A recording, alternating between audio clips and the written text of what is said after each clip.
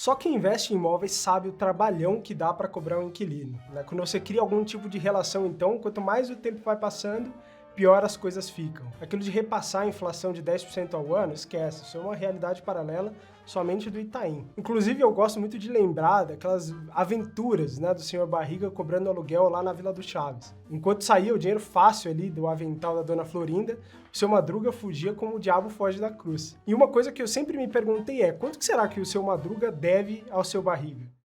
A minha curiosidade é tanta que eu decidi calcular aqui para você quanto que o seu Madruga fechou a série devendo para o senhor Barriga. Segundo o site mexicano de buscas imobiliárias Nuroa, o preço médio de um aluguel por uma casa de 35 metros quadrados, que é o tamanho aproximado ali que a gente pode chegar da casa do seu Madruga, custava alguma coisa perto de 63 dólares em 1972, né, quando a série começou. Os fãs mais atentos com certeza me lembrariam que já no primeiro episódio da série a gente já sabe que o seu Madruga já devia mais de 14 aluguéis ao senhor Barriga. E como se vocês não contassem com a minha astúcia, eu também coloquei isso aqui na conta. Mas perceba também uma coisa, né? Eu vou falar aqui sempre em dólares norte-americanos, porque tanto o real, que também na época não era real, e o peso mexicano flutuaram muito, e seria preciso fazer alguns ajustes, como o efeito do câmbio, o efeito da inflação.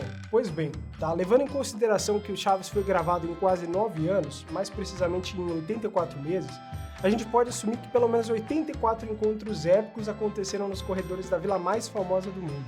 Aos berros, claro, de pague o aluguel! Tendo isso em mente, assumindo também que o senhor Barriga nunca conseguiria repassar a inflação galopante da época, já que ele mal conseguia que os inquilinos pagassem ele, e que também o seu Madruga teria pago pelo menos 70% dos seus aluguéis no período da série, a gente pode dizer que o seu Madruga devia mais de 1.587 dólares em 1979. Se somados os 14 aluguéis atrasados por mais de 8 anos, e considerando também as multas e os juros de 1% ao mês, essa dívida em 1979 estaria mais próxima de 3.600 dólares. Pode parecer muito dinheiro, mas esse dinheiro nem é próximo do que o senhor Barriga deixou de ganhar com esse, podemos dizer agora, um mau investimento na Vila do Chaves. Levando em consideração que a inflação do dólar foi de 70% em 1972 até 1979, e que o justo seria você repassar a inflação no contrato de aluguel do seu Madruga, a dívida estaria na casa dos 5 mil dólares. E como se a situação não fosse ruim o bastante, eu diria ainda que o seu Barriga deixou de ganhar mais de 2 mil dólares por ano com esse investimento.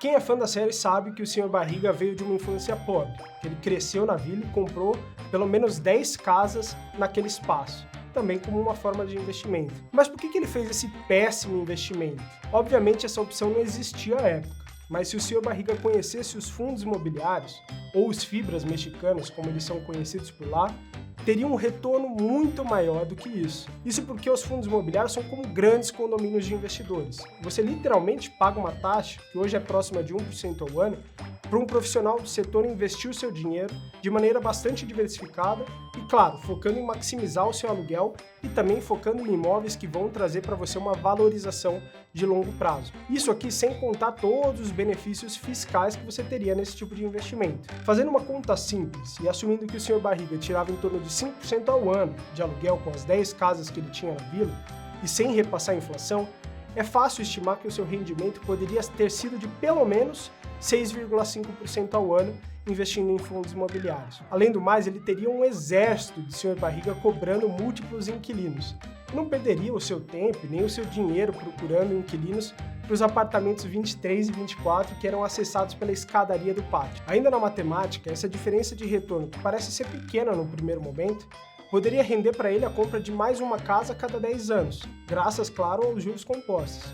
Isso sem colocar na conta que, através dos fundos imobiliários, o seu Barriga podia ter comprado imóveis com potencial de valorização ainda maior. Veja uma coisa, considerando que as 10 casas na vila valiam em 1979 perto de 150 mil dólares e que os imóveis se valorizaram por mais de 10 vezes nos Estados Unidos desde o começo da década de 70, nos dias de hoje o patrimônio do senhor Barriga poderia estar próximo de 1,5 milhão de dólares, ou aproximadamente hoje em 7,5 milhões de reais. Tirando 0,8% ao mês com uma carteira diversificada de fundos imobiliários, cairia na sua conta mais de 60 mil reais por mês. Com esse dinheiro na conta, eu tenho certeza que ele ia ficar em Acapulco de vez.